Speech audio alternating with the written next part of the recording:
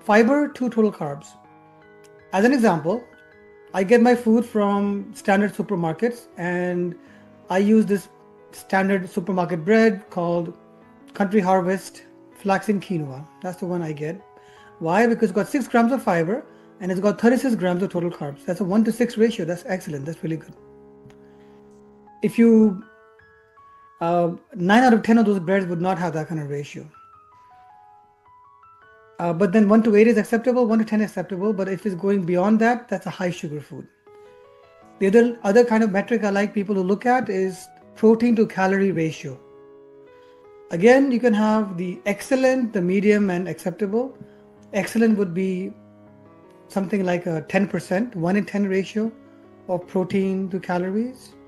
But you could get up to like 1:12 to 1:14, something like that. And that would be quite acceptable. Often what happens is the foods which have other good nutrients, like fiber, for example, will have a lesser protein to calorie ratio, but they're still very good foods because they also contain not just protein, but also fiber or omega-3, for example. And the third metric I like people to look at is calorie to volume ratio. So as an example, if a food within 100 grams of volume contains less than 200 calories, then that's a fairly good calorie to volume ratio. And if it's the further up it goes, the more calories you have for the volume. The problem with that is because it'll be less satiating, because the more volume a food has, the more space it's going to take up in your stomach and make you feel full. I'll give you a quick example. Let's say you're trying to create a healthy plate for someone with polycystic ovaries. So you get some tofu, really nice healthy source of protein with fiber as well. You also get, let's say, some salmon. Again, you're getting some omega-3 and some more protein in there.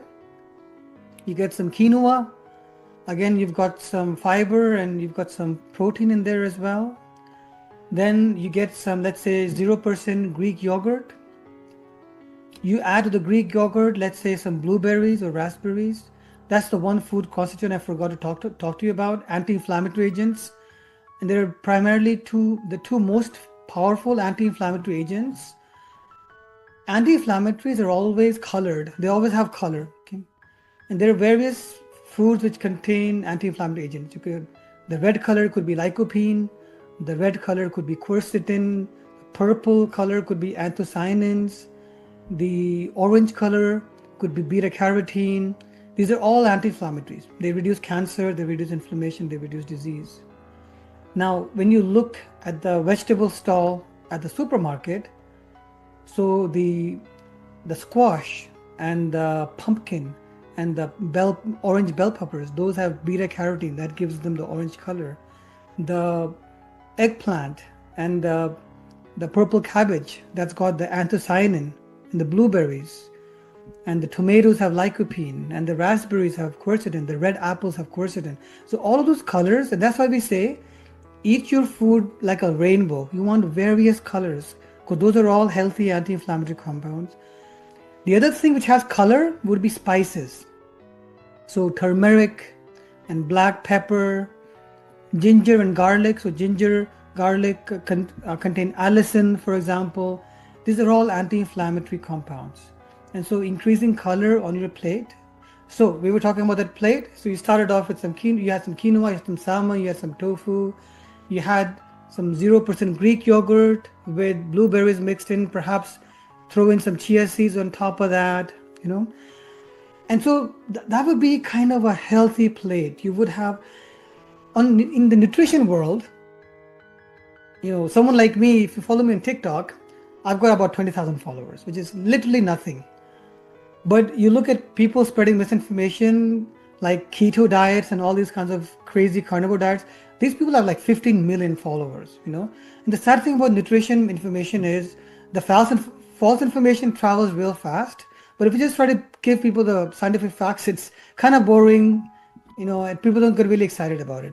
So a good balanced diet, a good balanced plate, primarily whole foods, staying away mostly from ultra processed foods, factory made foods, very calorie dense foods, foods which have a high amount of saturated fat, which is mostly ultra processed food which contain palm oil, coconut oil, also red meats, deep fried foods, high fat dairy products. Now, of course, high fat dairy actually helps if you're growing. As a growing person, there is good evidence that if you eat a lot of high fat dairy, it actually increases your height, because dairy also contains growth hormones, insulin-like growth factors, etc. But once you get to a certain age, like 25 or so, or maybe 20, you don't really have to have high fat dairy. You can move to low fat dairy. You can move from something like cow's milk to soy milk. And someone with PCOS might as well move earlier because of the benefits, the soy isoflavones, the fiber, lactosaturated fat. But that's essentially how you can build a healthy plate. That kind of plate will give you more nutrition. It'll give you more fiber, more protein. It'll give you more satiety. You'll feel full. And that entire plate might be something like 550 or 600 calories. And you'll feel full for at least 6 or 8 hours. Now, compare that to one cookie from Costco, one of those big cookies, that's 850 calories. It will give you no nutrition, no fiber, no nutrients, no protein, no satiety, and it'll give you more calories. Compare that to a poutine from Costco, which is 2,000 calories. Again, it'll give you no nutrition, no fiber, a bit of protein in the cheese, I guess, a lot of saturated fat. It'll give you no fullness, it'll give you no nutrition, and you'll be on your way gaining more weight, and the condition underlying becomes worse. One thing I'd like to add to what my wife, Dr. Jyoti, was just saying, PCOS belongs to a family of conditions. The only difference being it is exclusive to females because it affects the female organs.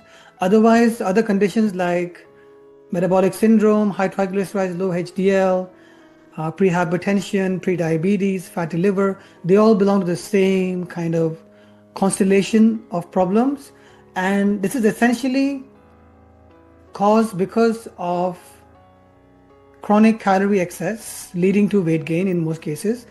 Even if the weight is not up, generally these clients will have increased visceral fat, which means fat inside the belly, in the organs, in the liver, etc., hidden fat around the belly. And these will be clients who have a genetic predisposition. You can't get the condition without having the genes for the condition. So the friend of a person with PCOS could be twice their weight but not have PCOS because they don't have the genetic susceptibility.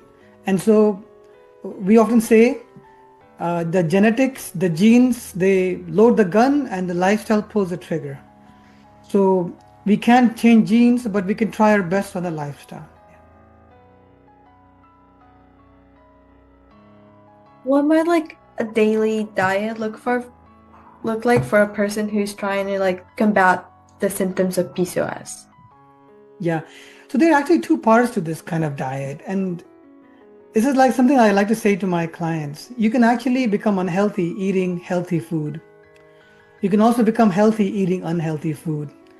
So one of the most common misconceptions I see in nutrition is that the quality of nutrition is the be all and end all. Now you might think I'm kind of contradicting myself. I was just talking about healthy food a minute ago. What I mean to say is a handful of nuts can be 500 calories. 3 spoons of olive oil can be about 400 calories. If every time you get stressed, you're having a whole lot of nuts and you're having your Greek salad with a whole lot of olive oil, you could end up gaining weight and the condition becomes worse. Equally, there was a professor who wanted to prove this point. He went on the McDonald's diet, but it was a low-calorie McDonald's diet. Every time he'd go in, he'd cut the burger in half. He'd cut everything down in half. He was having a 1,600 calorie meal, but he was cutting it in half. So he was having 800 calories for lunch, 800 calories for dinner, which is 1,600 calories. And he'd have a bit of vegetable or whatever on top of that, 50 calories more perhaps. He was in a calorific deficit. He did it for about 2 months. McDonald's diet.